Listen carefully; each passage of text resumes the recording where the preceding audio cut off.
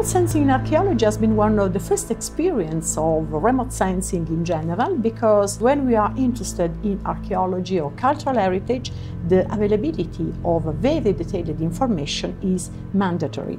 That's why we have in the last decades, 15 years, long experience in the fast development of space archaeology.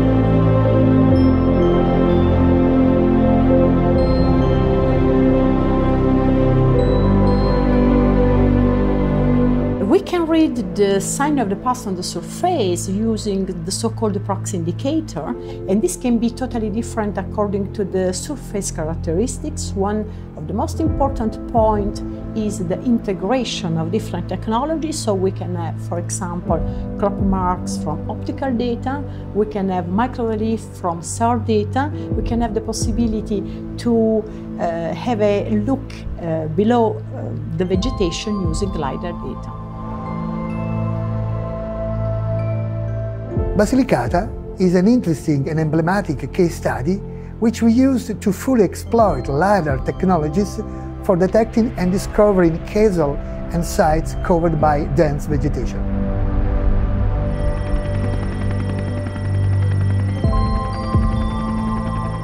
So using a specific filtering, we can have the information relating to the different levels, the canopy, under canopy, and even the presence of micro-relief.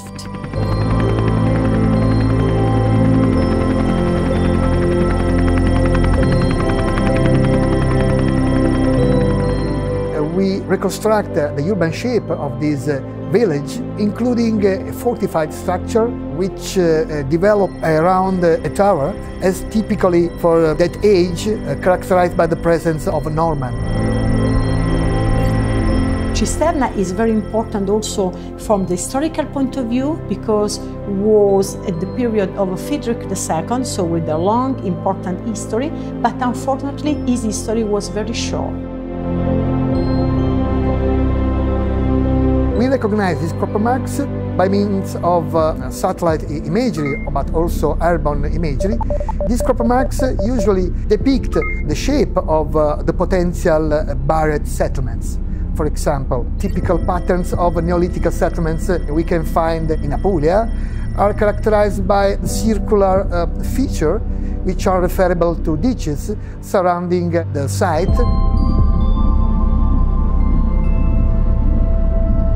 The presence of superficial vegetation is impacted by the presence of buried remains in a different way if we have walls or pits and ditch, because in the first case we have a lower vegetation grow, in the second case pits and ditch enable the vegetation to grow much more.